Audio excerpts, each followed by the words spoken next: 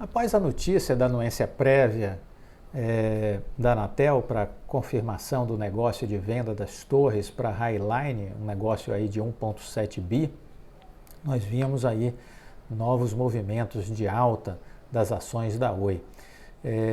Atribuiu-se no noticiário a esse episódio específico. Clóvis, você acha que é isso? Não, não acho que seja isso. O que está acontecendo é compras de Oi BR3 por parte do Vitor Adler, do fundo de investimentos que ele tem e de um outro fundo de investimentos, se não me falha a memória, o Tempo Capital, que estão comprando ações de Oi BR3 por conta da Assembleia Geral Extraordinária. Além disso, outros investidores que, porventura, queiram votar, precisam, se suas ações estiverem alugadas, tomar de volta essas ações para que tenham direito a voto na AGE do dia 6 de março. Está marcada a Assembleia para votação. Então a ação vai subir até pelo menos o dia 5 de março. Eu vejo aí um movimento, uma trajetória de alta, certo? Eu vejo uma trajetória de alta até o dia 5 de março. É o que eu tenho de expectativa, em função exatamente desse bastidor da Assembleia Geral. Vamos falar sobre a Assembleia Geral? A Oi marcou a Assembleia. A Assembleia não era uma pretensão da Oi. Na verdade, a Oi marcou para o dia 6 de março, está marcado para as 14h30. Todo acionista de Oi que tiver a ação na mão, que não estiver alugada, poderá digitalmente participar da Assembleia Geral Extraordinária. A Oi já divulgou um fato relevante, você deve ter recebido, procure na sua caixa de e-mails. Se não recebeu por não estar cadastrado ao RI, entre na página do RI da Oi e procure informações sobre como votar para a Assembleia Geral. E existe, essa Assembleia está sendo convocada, né, por requisição de acionistas minoritários. Quem são esses acionistas minoritários? A Tempo Capital, o Vitor Adler e a VIC DTVM, que é um fundo de investimentos ligado ao Vitor Adler, ele que criou esse fundo, né? Essa Assembleia tem um propósito muito específico, destituir o atual Conselho de Administração da Oi, além de reduzir o tamanho do Conselho de 11 pessoas para no máximo 9. Em comunicado, no dia 3, a Oi lembrou que os documentos necessários para marcar a GE não haviam sido apresentados pelos requerentes, Tempo Capital, Vitor Adler e VIC DTVM. Isso posteriormente foi apresentado, né? Então já consta do procedimento. O Conselho Atual aprovou uma proposta, o Conselho Atual de Administração da Oi aprovou uma proposta de chapa em caso de destituição, argumentando que o momento é desafiador, tornando extremamente relevante a continuidade do processo de transformação que vem sendo implementado pela atual administração. Assim, apesar de os minoritários não terem apresentado informações à época, no dia 3 de fevereiro, né, sobre membros que pretendem indicar, a diretoria da Oi vai indicar a chapa composta pelo atual presidente Rodrigo Abreu e pelos conselheiros Eleazar de Carvalho Filho, Marcos Grodetsky, Cláudia Quintela, Henrique Luz, Maria Helena Fernandes, Paulino do Rego Barros, Armando Lins Neto e Matheus Afonso Bandeira. Então, essa é a chapa que, em caso de destituição no dia 3, ou no dia 6 de março, é a chapa que o Rodrigo Abreu está apresentando para tomar a frente do Conselho. Ou seja, desses nomes, 8 são conselheiros atuais, que vão ser reconduzidos ao cargo. E há a inclusão de um 9º conselheiro, que é o próprio Rodrigo Abreu. Então, vamos por partes.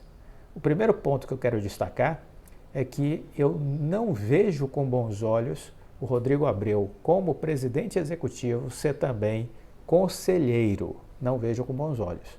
Por que, Clóvis? Porque o que é que faz um conselho de administração?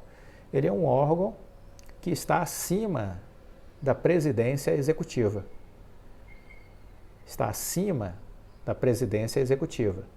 Então, esse conselho de administração tem os seus conselheiros. E o que faz esse conselho? Esse conselho vai discutir macroestratégias, construir macroorientações, vão escolher o presidente executivo, vão analisar o plano de ação elaborado por este presidente executivo para o período de 12, 24, 36 meses e vai aprovar ou não esse planejamento feito pelo presidente executivo e vai acompanhar a execução do plano de ação do presidente executivo. Então, ao você posicionar dentro do conselho de administração o presidente executivo, eu entendo que você cria um constrangimento.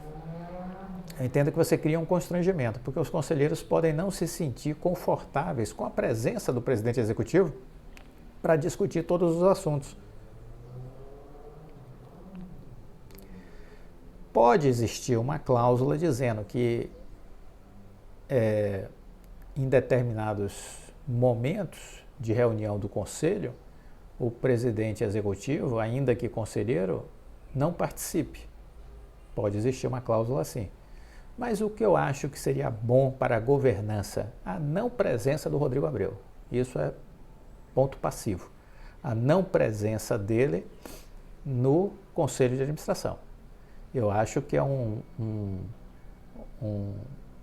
algo que os acionistas, ao votar, não deveriam abrir mão desse posicionamento. Muito bem. Ele traz 8 nomes. 8 nomes. Esses 8 nomes já são conselheiros. Ele está renovando a ideia de que esses conselheiros precisam continuar. Como é que eu vejo isso? Também não vejo com bons olhos. Por quê? Porque, em que pese, eu não conheço todos, mas temos nomes ótimos dentro do Conselho da Oi. Vou citar 2 que eu lembro de cabeça, e o terceiro eu não vou me recordar agora, mas é só entrar no RI da Oi e olhar lá a qualificação que você vai ver de quem eu estou falando.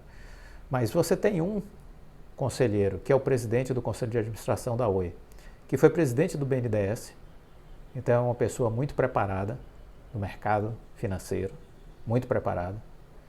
Você tem uma pessoa que foi presidente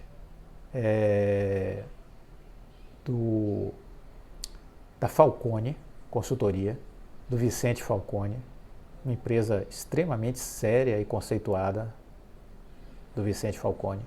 Então você tem uma pessoa que foi presidente da Falcone e tem uma pessoa que já foi presidente da Burger King no Brasil, né? Então eu acho que a gente tem aí pelo menos 3 nomes muito bons, muito bons. Essa é a minha avaliação inicial, 3 nomes muito bons.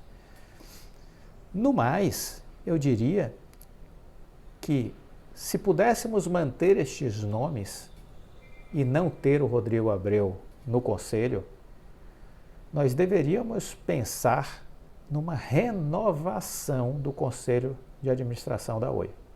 Mantidos esses 3 nomes, o que já foi presidente do BNDES, o conselheiro que já foi presidente do BNDES, o conselheiro que já foi presidente da Burger King e o conselheiro que já foi presidente da Falcone Consultoria. Tirando esses 3, eu acredito que é hora de uma renovação. Por que uma renovação é importante? Para que nós tenhamos neste Conselho da Oi pessoas que possam agregar e trazer uma pegada pró-acionistas minoritários. Este Conselho não tem este compromisso. Não tem. Não vem dizer que tem, que não tem, né? Porque a ação da Oi caiu de 2,50 para 0,11. Então, não pode dizer que esse conselho está comprometido com o acionista minoritário. E a Oi se comunica mal não faz a mínima em se comunicar bem, é parte das confusões. Agora a gente tem questionamentos se está tendo algum tipo de coisa que privilegie os especuladores, né? Então eu acho que a gente precisa oxigenar esse conselho e trazer pessoas novas. Então esse é o meu sentimento com relação a esse time que o Rodrigo Abreu apresentou. O que eu entendo é que o Rodrigo Abreu vem fazendo uma ótima gestão do ponto de vista de elaboração de um plano estratégico que foi bem sucedido, vem sendo bem sucedido, mas não deve estar no conselho. E este atual conselho cumpriu um papel importante, mas precisa ser renovado. Mantê-lo integralmente, eu acho que não ajuda mais a empresa, não ajuda mais os acionistas. Este é o meu ponto de vista. Este é o meu ponto de vista. Respeitarei todos que discordem, mas esse é o meu ponto de vista. Entendeu? Esse conselho precisa ser renovado. Bom, e o que foi que o Vitor Adler, com a Tempo Capital e a VIC DTVM apresentaram? Eles apresentaram também uma lista de nomes. Os nomes apresentados foram anexados depois, né, do pedido de marcação da Assembleia, mas no dia 10 de fevereiro, eles apresentaram a relação com uma chapa de acionistas, de conselheiros, uma chapa de conselheiros. Eles indicaram para a formação do conselho os nomes de Andrew Thomas Campbell, Cláudia Pinho Soares, Daniel Ferreira, Isabela Saboia, Marcel Moraes, Marcos Rocha, Mauro Gentili, Ricardo Durazo, Ricardo Gomes, Ricardo Pinho. São esses os nomes da chapa, né? Isso se a chapa tiver 11, se for mantido o conselho com 11 membros. Se for reduzido para 9 membros, sairiam os nomes do Andrew Campbell e do Marcelo Moraes. Esses dois nomes sairiam da lista e ficariam apenas 9. O Andrew Campbell, quem é? É um administrador de empresas, ele não estaria na lista dos 9, né? Então não vou nem comentar quem ele é, porque ele exatamente é ele que não ficaria, e o Marcelo Moraes. A Cláudia Soares, ela já foi membro, atua como membro de empresas como Camil, Tupi, Even, já teve cargos de diretoria executiva em algumas empresas, como Votorantim Cimentos, Via, FENAC. O Daniel Ferreira, deixa-me ver se o Daniel também seria excluído. Não, o Daniel está na lista, o Marcelo que não entra. O Daniel Ferreira é advogado, membro do Conselho de Administração da Eletrobras desde 2019. Já teve passagem nos conselhos da CEMIG, Renova, Energia e Petrobras. A Isabela Saboia, empresária, atua como analista, gestora e conselheira de administração independente de empresas como a Brasil Agro, o Grupo Mateus, Klabin e WIS. Já atuou no conselho da Vale, da BR Malls, da Panvel. Já atuou na assessoria da presidência da CVM em 2000. O Marcos Rocha, engenheiro e sócio da Dealmaker Consultoria, além de ser membro do próprio conselho da 2TM, do grupo de Slub Equador, já teve passagens no conselho da Oi, onde participou dos comitês de auditoria, riscos e compliance, e no de tecnologia, estratégia e inovação. Também participou de cargos de diretoria de empresas como a Vivax e a GVT, além do banco Investcred e Unibanco. O Mauro Cunha, consultor, já atua no Conselho de Administração da Vale, da BR Malls, da Klabin, já teve passagens na Petrobras, trabalhou em gestora de recursos como o Bradesco Templeton, Banco Morgan Stanley. O Ricardo Durazo é engenheiro e atua como presidente do Conselho da Tupi, além de ter atuado como conselheiro na Viver Incorporadora, nas indústrias Home e na Saraiva. O Ricardo Gomes, ele teve passagem nos bancos Brookfield Asset Management, no banco Gulf Invest e no Nacional. Ainda atuou nos conselhos da refinaria Ipiranga, na Smiles e na Neoenergia. O Ricardo Pinho, engenheiro, atua como membro independente de conselhos, como a Invepar, a Naturgy, a Brado Logística, já atuou no conselho da própria Oi, da Light e do Banco Nossa Caixa. Então são esses os nomes. O que eu penso sobre esses nomes? Bom, eu não conheço nenhum deles. Há pessoas com aparentemente um currículo bom, né? E o que eu acho que seria o ideal? Seria que, além desses nomes que eu citei na chapa que o Rodrigo Abreu apresentou, que houvesse uma composição para a entrada de pelo menos 3 nomes dessa chapa que o Vitor Adler apresentou.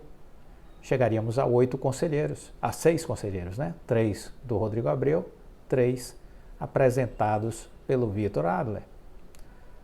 Já seria uma coisa interessante se a gente pudesse avançar para uma composição. O Eduardo Silva, quem assistiu a nossa live no final de semana, o Eduardo Silva destacou que o Ricardo Mauro é um dos nomes que consta, o Ricardo Mauro não, o Mauro Cunha é um dos nomes que constam na lista e que ele seria um nome que poderia ser muito útil para o fortalecimento dos minoritários, por ser uma pessoa que ele conhece e que é alguém que tem um forte compromisso com os minoritários, porque inclusive ele esteve envolvido com a MEC Brasil, uma organização que é voltada exatamente para... ele foi presidente da MEC Brasil, que uma das bandeiras deles era exatamente melhorar essa questão da governança e a proteção dos minoritários acionistas, né? Então, o Eduardo disse que o conhece e que acha que seria um bom nome. Não conheço, mas estamos aqui colocando essa ideia de que eu acho que o melhor dos mundos não seria escolher entre uma chapa e outra, seria mesclar uma chapa com outra, né? Então, poderíamos ter 4 nomes da lista do Rodrigo Abreu, 4 nomes da lista do Vitor Adler, chegariam a 8 e faltaria 1 para fazer o 9º nome desse conselho. E aí esse 1 que falta, eu acho que não deveria ser nem da lista do Rodrigo Abreu, nem da lista do Vitor Adler. Deveria ser alguém 100%, 1000% independente, não vinculado a nenhum dos 2 grupos, nem o Rodrigo Abreu, nem o Vitor Adler. Alguém que pudesse ser convidado, porque você precisa sempre ter um número ímpar no conselho, porque em casos de empate vai ter alguém que vai ser o voto de Minerva, né, o voto decisivo. Então seria muito bom que tivesse um 9º nome que não tivesse vínculo com nenhum dos 2 grupos, nem com o Rodrigo Abreu, nem com o Vitor Adler, que não fosse indicado por eles. Eu já vi isso em alguns conselhos de administração de empresas que eu fiz consultoria. Em uma empresa, por exemplo, que eu prestei consultoria, tinha uma figura que fazia parte do conselho, que não era do setor, que não era do segmento, que não tinha nenhuma ligação historicamente com aquela empresa e que era uma pessoa que tinha passagens em diversas empresas, em diversos órgãos de relevância, inclusive internacional, né? E foi convidado para ali estar fazendo a sua participação no conselho e acho que seria algo assim, né? Então, o mundo perfeito para essa GE seria nós trabalharmos no sentido de uma composição. Não é a chapa do Rodrigo Abreu versus a chapa do Vitor Adler, mas uma composição. Cada chapa vai apresentar, escolheremos 4 nomes de cada chapa, 4 da lista do Vitor Adler, ele chegaria com uma lista de 4 nomes para fazer o fechamento de uma grande negociação, né? Escolheria 4 nomes de sua lista, o Rodrigo Abreu apresentaria 4 nomes da lista dele, o Rodrigo Abreu não estaria na lista, então chegaríamos aí a 8. E um nono nome seria convidado, um nono nome seria convidado. Alguém que não tivesse nenhum vínculo com o Rodrigo Abreu, nem com o Vitor Adler. Isso pode ser construído aí durante a Assembleia, né? Se pensar algumas sugestões de um nome que verdadeiramente não represente nem uma corrente nem outra. E aí sim, eu acho que a gente teria 9 conselheiros e que pudesse efetivamente somar esforços no sentido de ajudar a Oi a continuar a sua caminhada, mas que pudesse reposicionar a Oi de forma especial perante os acionistas minoritários, que pudesse ter carinho com os minoritários, que pudesse fazer coisas mais objetivas do ponto de vista de melhorar a comunicação, qualificar a comunicação e trabalhar para que essa ação valorize, porque ela foi a R$ 2,50 quando a empresa corria sérios riscos de falência e de não ter a venda do imóvel aprovada. Enfim, era uma situação ainda muito difícil quando ela chegou a 2,50. Hoje a situação dela é muito melhor, mas a ação chegou a 0,11, tira o grupamento, chegou a 0,11.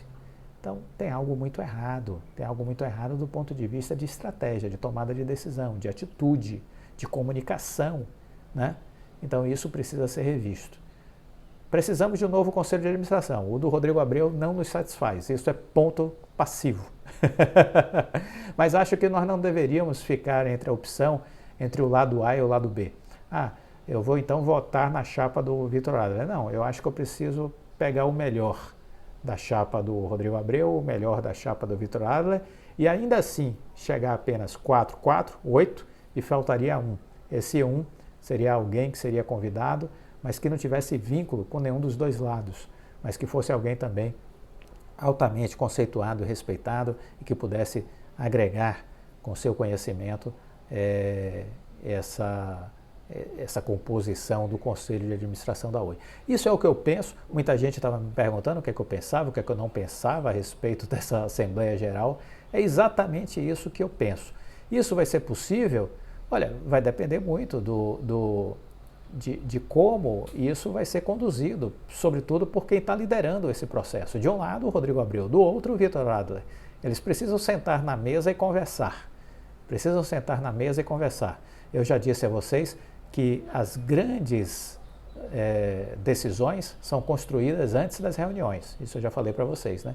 Então eles precisam sentar, precisam conversar e construir essa saída. É o que eu espero, tanto do Rodrigo Abreu como do Vitor Adler. Um embate, uma guerra entre os dois, eu acho que não ganhamos ninguém. Não ganha a Oi, não ganha o acionista, não ganha o minoritário, não ganha o Rodrigo Abreu, né? Eu acho que é isso que precisa ser refletido, é isso que precisa ser construído. Esse é meu ponto de vista hoje, né? É esse meu ponto de vista que me carrega com esse espírito para a Assembleia Geral extraordinária. Se tiver que optar entre uma chapa e outra, eu vou fazer opção pela do Vitor Adler. Se não tiver nenhuma opção, eu vou pela do Vitor Adler. Mas eu acho que esse não é o melhor caminho.